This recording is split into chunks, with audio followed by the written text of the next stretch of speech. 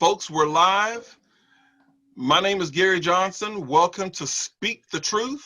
And this is our Zoom forum. And we've got a series of topics here. And we're going to have some very brief introductions of our panelists. And we're going to turn it over. We got a couple ground rules. There's a chat room that's open. So if you prefer to get your comments out there to everyone, just go to the lower part of your screen, click on chat, type in your comments. If you want to talk, just raise your hand. We'll catch up with you. I'm going to mute everyone just because of the background noise, babies crying, dogs barking, things like that.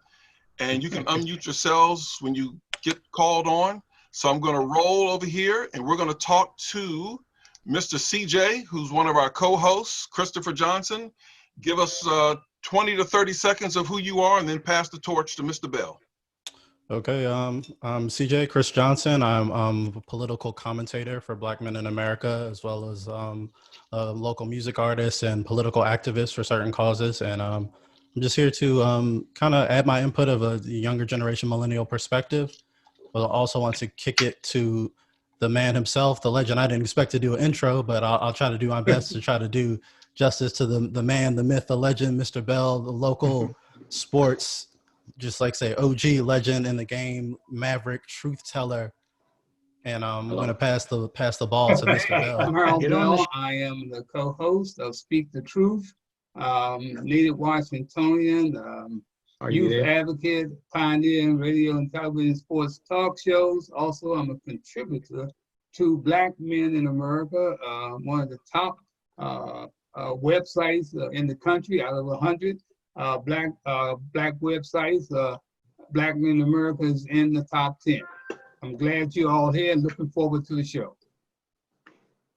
And we're going to turn this over to my my former classmate at Spring Island High School. We go way back, a guy that's been in the struggle. You're talking about black farmers. He's been out there for decades, over 40 years. And the reason we're having this show is because of my relationship and being in the struggle and trying to give Brother Lucas as much time as possible, because this is a very important issue. Brother Lucas, Lawrence Lucas, you're on. Thank you very much for having me on.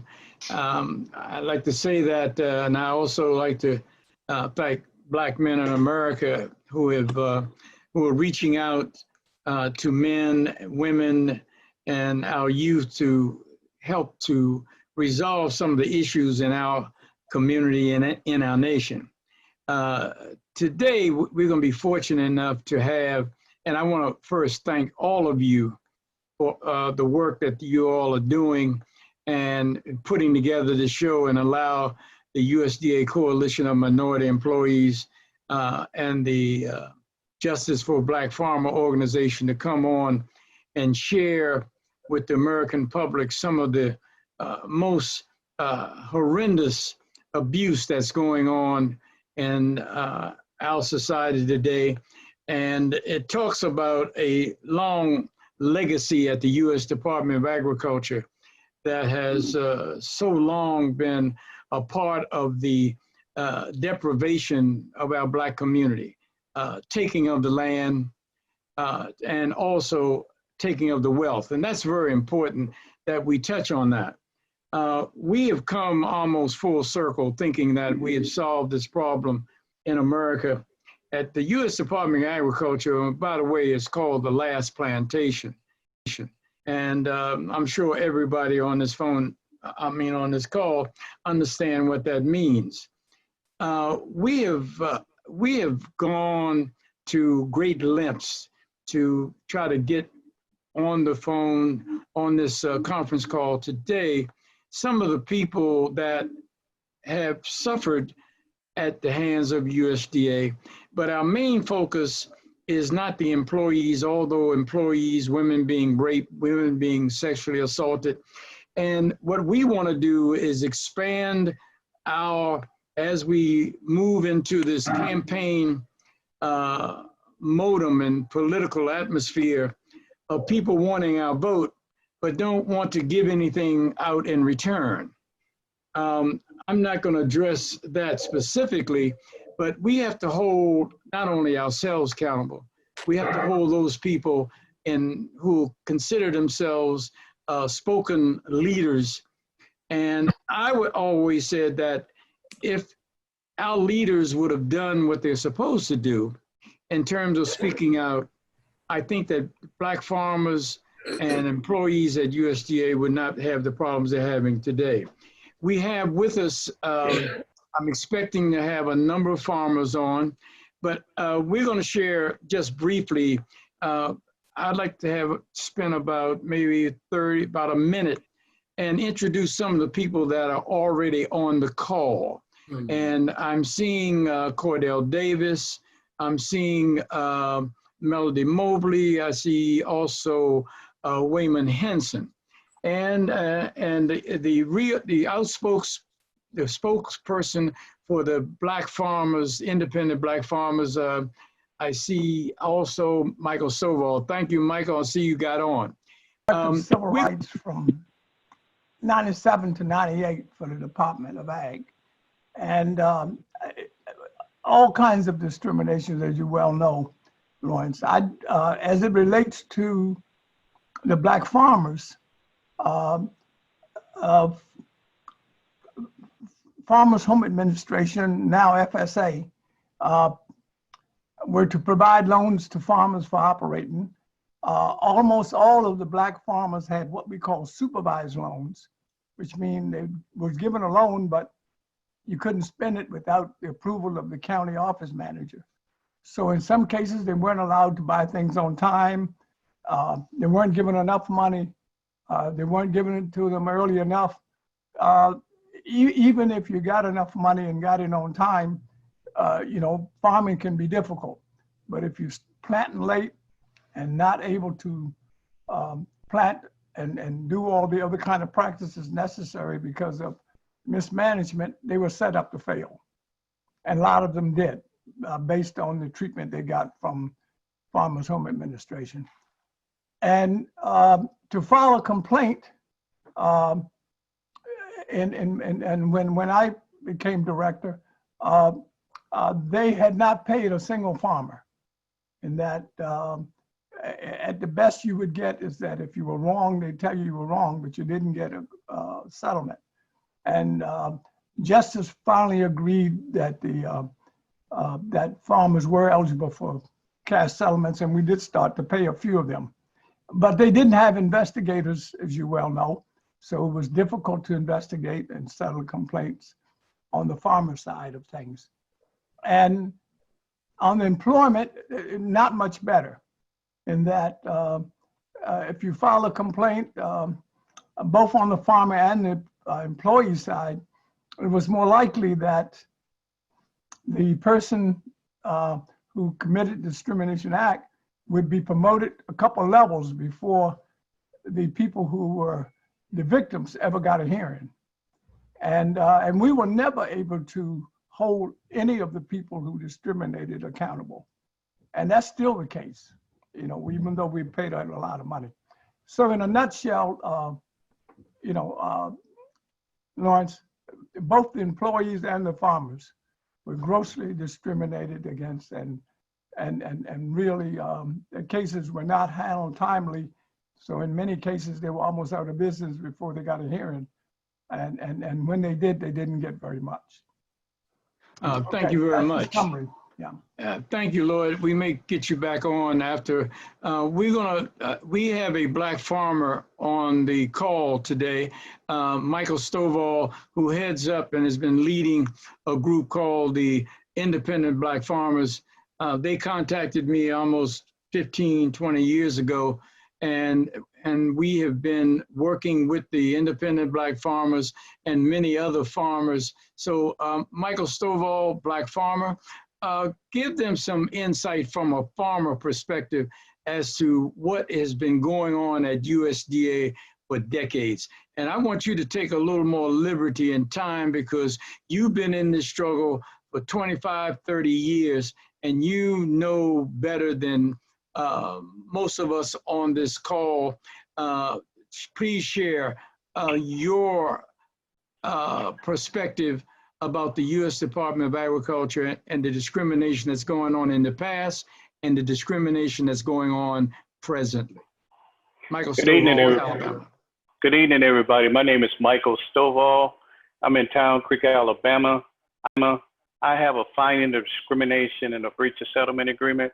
I've been 28 years with discrimination.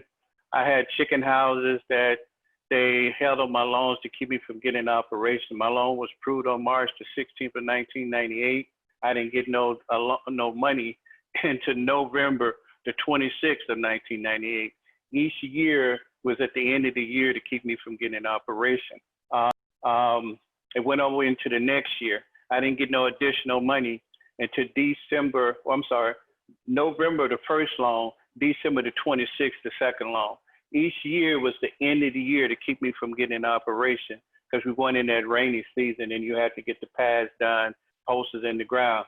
So I can use up to 5 years of money that was available for me to get up in operation.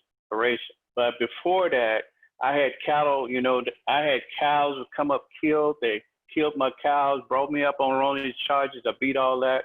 It's just been ongoing discrimination, retaliation against me because I went before public telling everybody what they had been doing to me.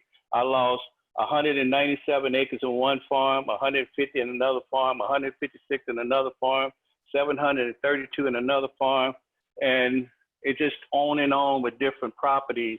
I even went out to try to buy additional chicken house with 15 acres for $275. They held up that and wouldn't give me approval on that. So I couldn't get the chicken houses up in operation. So it's just been one thing after another. And if I can't get through the system, how in the world can anybody else can?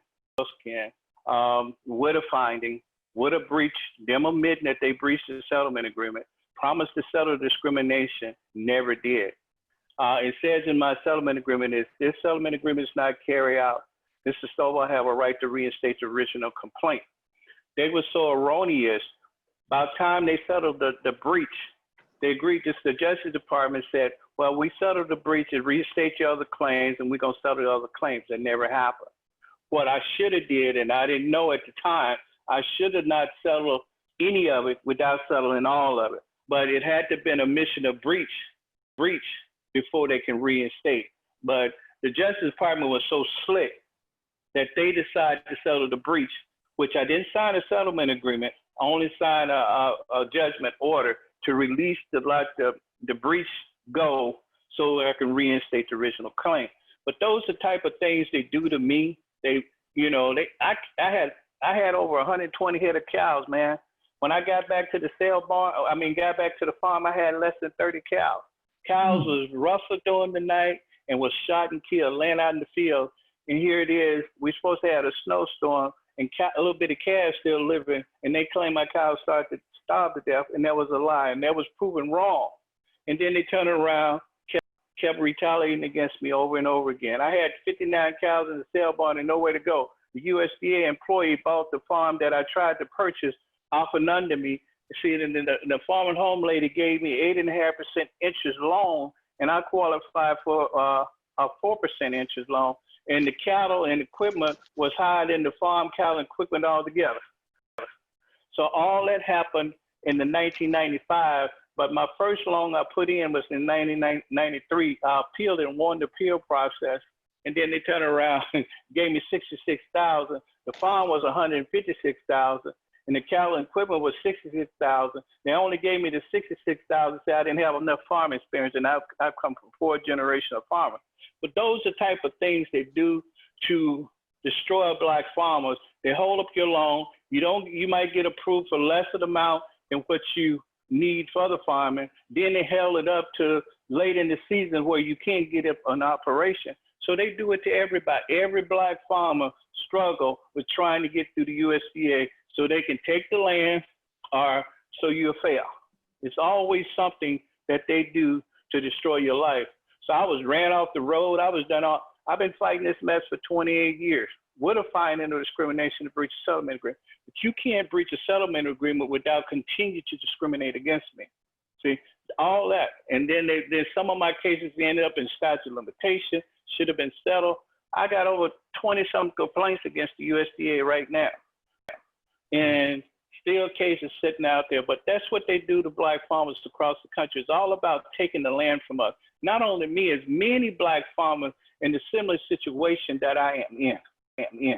And some of them are dead today. I've seen a lot of them. I was 29 years old. We started out with John Boyd, and all of us got together, and James Meyer, we got together and went to Washington, D.C. to fight for justice for black farmers. Man, we seen so many black farmers then died trying to get their cases settled. They were so sick because of the hypertension and the diabetes that it caused for them to try to stay on the land.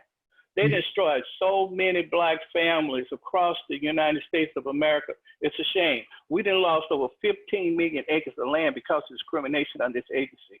This agency, that's what happened to the black wealth in the black community. They stole it. And the USDA have destroyed many folks' lives. Okay. Thank you very much, Mr. Stovall. Wow. Did you have a comment, someone? Now, that was just amazing, man. Thank you so much, Mr. Stovall. That is amazing, man. That folks don't realize, man, how land is being stolen from us, not given to us, not the 40 acres and the mule that we were promised. They're taking the land that we have right now. Go ahead, Lawrence. Okay, thank you very much. We have also a gentleman, Wayman Henson, who's also been studying this issue for decades. But also, he, with the help of Gary Grant, Black Farmer Organization out of North Carolina, were able to raise the amount of funds. And he's going to share with you a bit of history about the black farmer issue, but also important that he is one of the individuals that are working together along with Gary Grant and others to produce a film, a documentary. So I want to kind of get a perspective about the problem real quickly, Wayman, but also get into why this film is important to come out at this time. Thank you. I appreciate the the invitation to be with you today, and I really resonate very deeply with what Michael Stovall has said. I have heard his story, had read his story. To make a long story short, I stepped into the world of African American farmers back in 1994, and was psychological consultant for 4 of the first 15 farmers who settled with the USDA between 97 and 98. So I saw firsthand what the USDA was doing to these 4 particular farmers and their families. And then fast forward that to 3 years ago, it had been on my heart for quite a while to tell the stories of those farmers who settled with the feds back in 97 to 99. And so working along with Gary Grant with BIFA out of North Carolina, we were able to generate X number of dollars, and then we were able to double that with contributions from our friends across the country. So the goal of, so this is with a project co-produced with Sean Hill. Sean is an African-American photographer, works for the Associated Press in New York City. What we wanted to do was to tell the stories of disenfranchisement, land loss, injustices at the hands of the USDA by simply turning on the camera and letting the farmers tell their stories. And so we interviewed 9 out of the 15 farmers who settled with the feds in 97 to 99. And they consistently tell the stories that Michael shared, that there's pain and there's suffering. Some people had already died in the process, eye problems, kidney problems, hypertension, on and on and on. And so when you are working hard to hold on to the farm during the day, and you stay up all night long worrying about whether they're going to come and seize your land at night, then it's no wonder that somebody would have a psychotic break. It's no wonder that somebody would have a stroke. No wonder that somebody would have kidney failure. So the stories of these discriminatory policies at the hands of the USDA and how the USDA employees could do this without impunity. They could marginalize people, they could treat white people right and black people wrong. White people would continue to grow their crops and the best seeds, the best land, on and on and on, but black people would be on the verge of losing their land. And they would never face any penalties for doing that. And so this is stepping out just a little bit. But one thing that we really want to happen, hopefully with the new president, is that there will be some policies put in place that will hold anybody and everybody accountable up and down the food chain, from the secretary down to the county committee. So I could go on more, Lawrence. There may be some things that you'd ask me to say, but this film will be coming out hopefully in mid to late October, and we think it's crucial because it's telling stories of what happened then that really are going on now. Well, one more thing to say very quickly is that whenever the feds settled with these farmers, there was a dollar amount for compensatory damages. They would get that, and it varied by farmer. Secondly, there would be debt relief that would vary by farmer. And then thirdly, there would be priority of services, and that would be supposedly given to all farmers. So what we found with those particular farmers, and then with other farmers that I've interviewed since then, that the federal government will not pay off the indebtedness that they promised that they would pay off to these farmers who settled out of court administratively, or with those under Pickford 1 or Pickford 2. So the point of the story is that the USDA gets you going and they get you coming. They're going to mistreat you, that leads you into these lawsuits and all. And then when they settle with you, they're still going to exact a pound of flesh, if not more. Okay, thank you very much, Mr. Henson. Is Mrs. Julian Hishaw on the line? Julian, do you have time to give us some insight on the book that you're writing, specifically regarding Black farmers? Barbara, Yes, yes, sir. where are you? My name, I'm Thank right you. here. My name is Jillian Hishaw. I'm an attorney. I've been practicing agricultural law for the past 15 years. About 7 years ago, I started a nonprofit, and this was after working for USDA in the Office of Civil Rights under Dr. Leonard in the Obama administration. Within the program Title VII. So I was doing EEO adjudications for employee complaints, not program complaints. And so I started writing the book that I'm publishing in the next month, I think in 2007. And the title is Systematic Land Theft. You can pre-order on jillianhishaw.com. But basically, the premise focuses on the land loss of tribal and Black land. And I devote various segments specifically to Black farmers. And, I'll just go over just some recent things that I've discovered. So not this week, but last week, USDA had a webinar on socially disadvantaged farmers, and that's the term that they use for farmers of color within USDA. And they stated, oh, good news, the 2017 census now, instead of categorizing as operators, which you require ownership, they now categorize it as producers. And you can have up to 4 producers per farm. And so I question that because that's basically inflating the numbers. And so they said, well, with that new designation, Black farmers, are up 32,000 across the country, an increase from 2012. But the overall Black farmer ownership is still down 3% across all demographics. All of the other demographics, Native, Asian, Hispanic, white, of course, they're all up. And so I questioned that, but of course she wasn't from that department. But these are the things that are happening. In January, USDA started an urban agricultural department, or arm, so to speak. And what they're doing is they're inflating these numbers by including urban farmers in the farm category. And so farming on a lot in a city is quite different from farming on acres.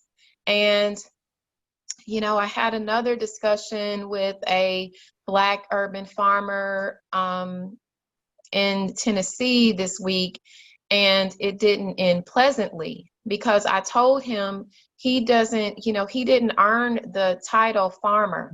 You're a gardener, because he hasn't lost land.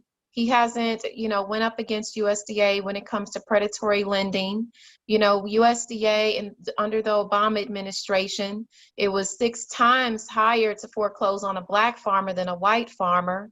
Under farm loans, a Black farmer has to collateralize 300%, as opposed to a white farmer is less than 50%. And so all of these things, and don't get me wrong, with the Bush administration, in his 8 years, he only found 1 finding of discrimination. And so with that being said, they're basically utilizing these urban gardeners to inflate the numbers. And, we'll give you a bone, we'll give you a lot, but that's not substantiating the 15 million acres that we've lost since the early 1900s. And so I go into that. I go into how the 5 civilized tribes owned Black slaves, which includes my family. My last name is Highshaw. That's part of the Cree tribe in Oklahoma.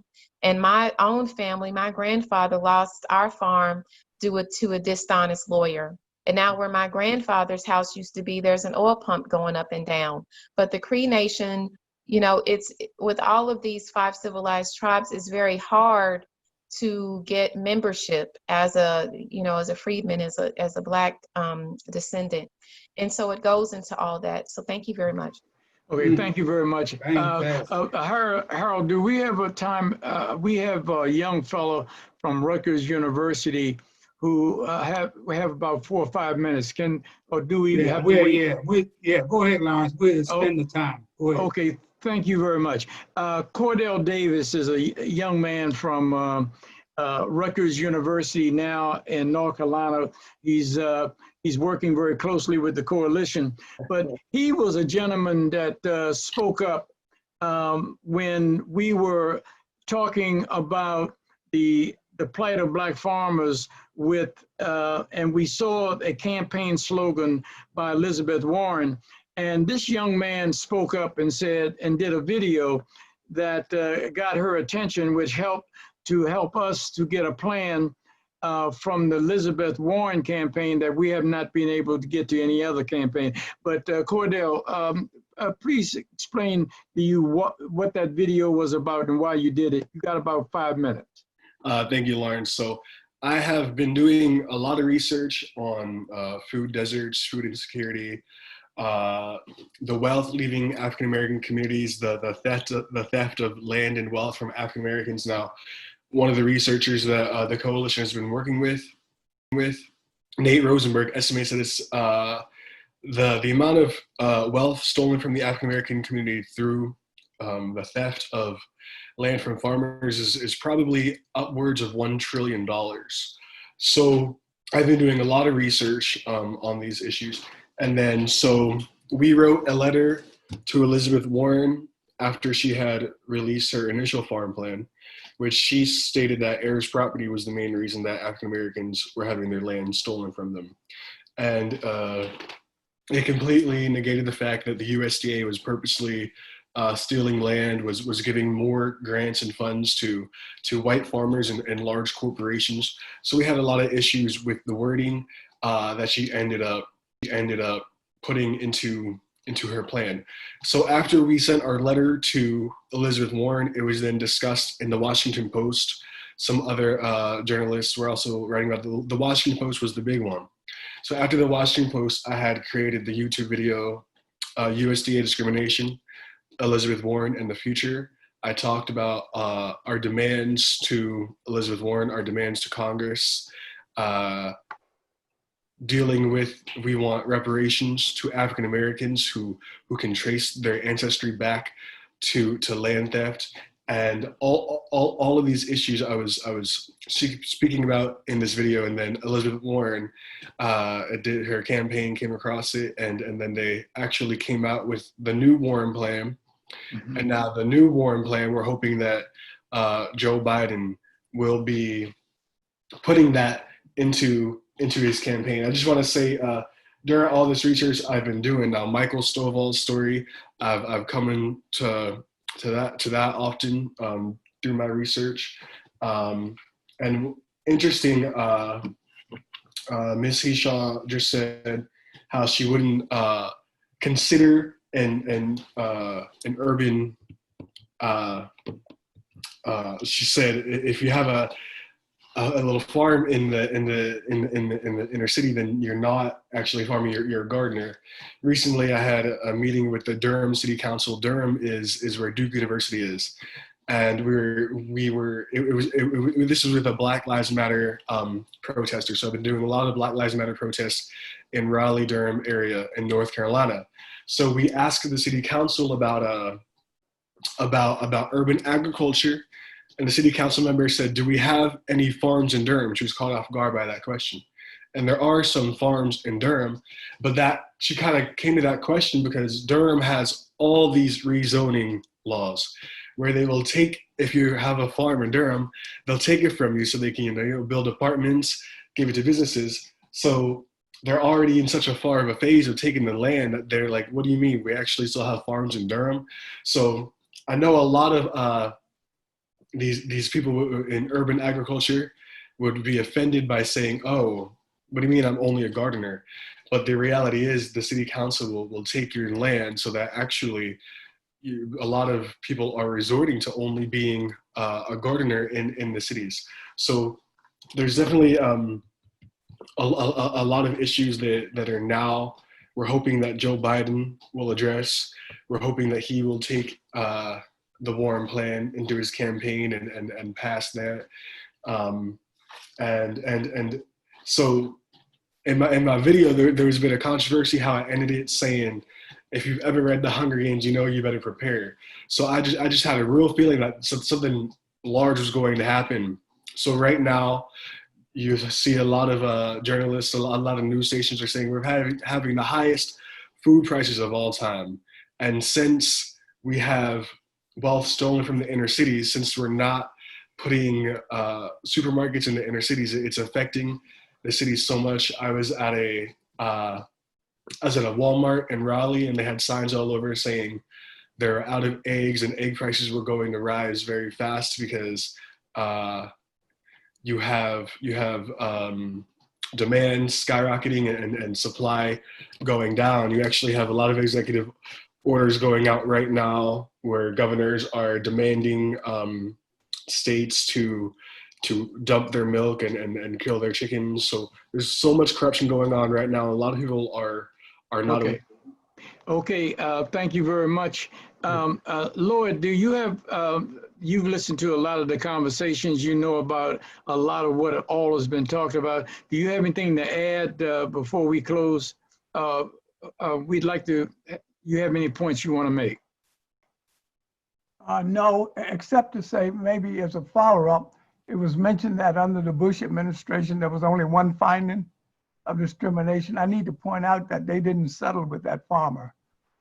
When I came back as a consultant in 2009 and 10, the statute of limitation had run. So although they found that one case, they didn't pay him, he still didn't get a nickel. Okay. So, and then a lot of the things you talked about that happened in 97, 98, I settled many of those. The real problem in getting the fair settlements is dealing with OGC as something that on the farmer side for sure, I'm not, even on the employment side, they were in the picture. But one of these days, Lawrence, we need to address getting OGC out of the civil rights settlements, or at least limiting their role. because they get in the way of doing fair settlements. Okay, thank you very much, Lloyd. Harold, we're just pretty much out of time. Yes. As you see that we've got a big subject that we would want to share. So I would hope that at some point in time, the Black men in America will, and this program, Speak the Truth, can touch on and give us a little more time and have some more of the farmers on to tell the American public that we've got a problem in this country of racism and sexism at the U.S. Department of Agriculture. And we are afraid that the politics of today is leaving this issue behind, and we're going to need the support from all of you and your organizations around the country to do something and to step up with us, join us in this fight to make sure the politics of Washington don't continue to be the politics of the past that has created sexual abuse and racism at USDA and the taking of land of Black farmers as well as their wealth. Thank you for the time that you've given us today. And thank all of you for taking the time to get on today. And some of you that have not been able to speak, we'll try to get you on at another time. Thank you. Thank Johnson, thank CJ, and thank very much Harold Bell, my colleague and a lifetime friend. All right. Fantastic, man. Education, very enlightening. Great panel, man. We are definitely going to come back to you guys, and we're going to do a follow-up on this real soon. You're not going to be away too. I'd like to thank all of you because that was very enlightening and educational. I'm quite sure everybody enjoyed that.